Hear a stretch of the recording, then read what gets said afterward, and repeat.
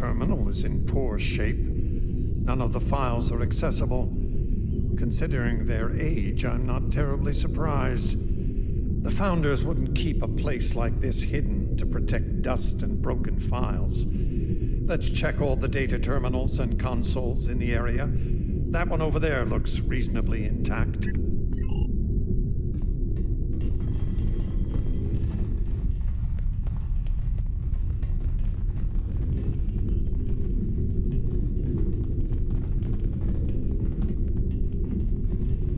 Research Report 4121.63, Dominion Reckoning. My fellow Founders, the Mesan Research Station is fully operational. As we continue to add worlds to our sphere of influence, our studies of xenobiology become more important. We must know all we can of both friend and foe. We need every advantage we can find if we are to achieve true dominion. Our Premier project is underway. You'll recall the recently discovered race of tree dwellers, hunted as we once were.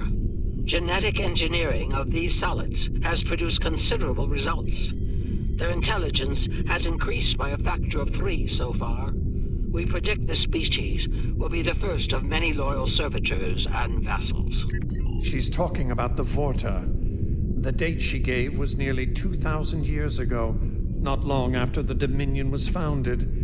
This facility's older than we thought. Much older. Research Report 4653.15, Dominion Reckoning. Our scouts have discovered an interesting species of solids at the edge of the Dominion. They are a species of sentient insectoids that live primarily underground. We may not have detected them were it not for a thorough geological scan.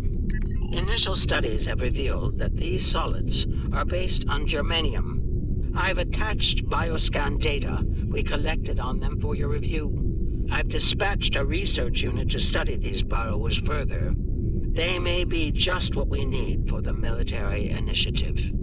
Burrowing sentient insectoids. Germanium-based.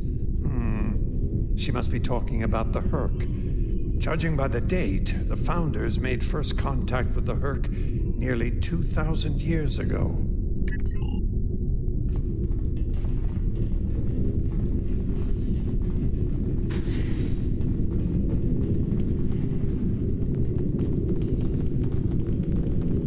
Research Report, Dominion Date 7021.27.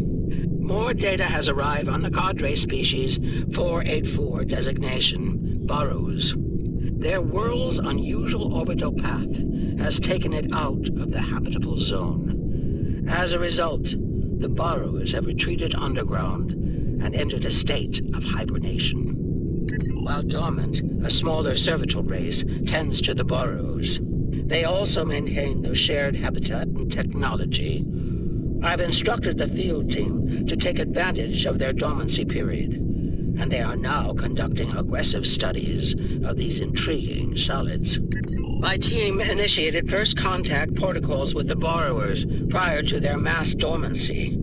They found them to be friendly and intelligent, if not willful. We've identified a common element in their food supply. Manipulation of this element may prove useful in subjugating them. Unbelievable. It sounds like the Founders made first contact with the Hur'q in order to find a way to conquer them.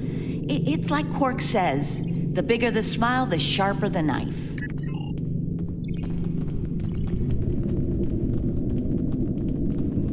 Research Report 7903.01, Dominion Reckoning. Cadre Species 468, designation Jem'Hadar, is a massive success. They will be the strong arm of our Dominion, guided by our cunning, brilliant Vorta.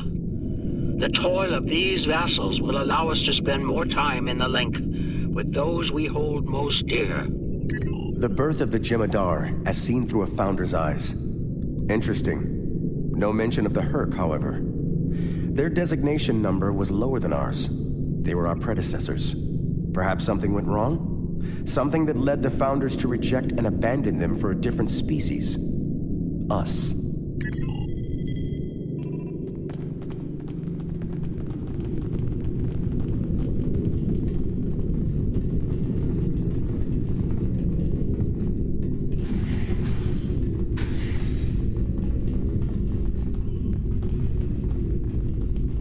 Research report Dominion date 8183.67. The burrowers have emerged once again, and in a hostile state.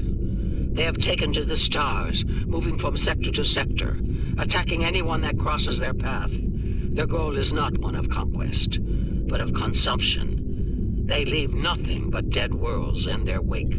Though we do not understand their newfound savagery, we have found a use for it. When the burrowers set their sights on a world, we offer the inhabitants a choice. Those that submit to our Dominion rule are defended by the Jem'Hadar. Those that don't serve as an object lesson to others.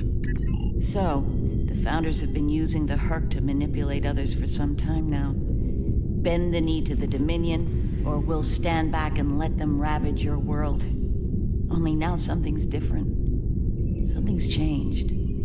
They can't keep the Hur'q in line with the Jem'Hadar anymore. And we're all paying the price. Research report 8532.38. Our scouts have returned from a wormhole expedition. The solid races on the other side are primitive and unremarkable, save for one. They are called Klingons, and show a singular talent for violence, one that rivals our own Jem'Hadar. Left unchecked, these savage creatures could become dangerous enemies.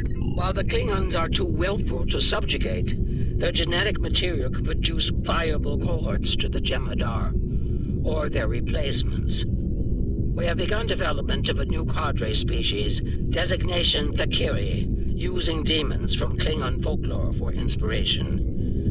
As with Jem'Hadar, we have bound them to our service with the White. We will test them in combat on the Klingons themselves.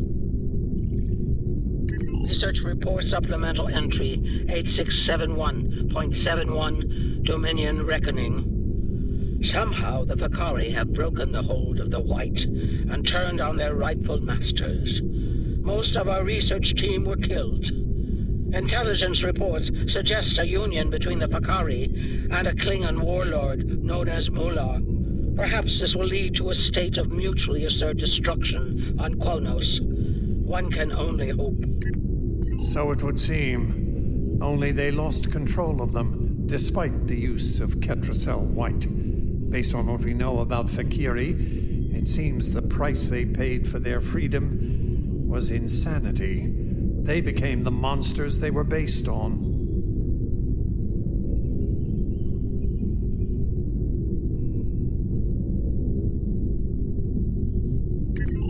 Learning about these Fakiri has given me much to consider. They defied their gods and rejected the White. They were strong, but not strong enough. I can't help but wonder, could the Jem'Hadar succeed where the Fakiri failed? Do we have the strength of body and mind to stand apart from the gods? An interesting question for a later time. For now, there is only duty to the Founders.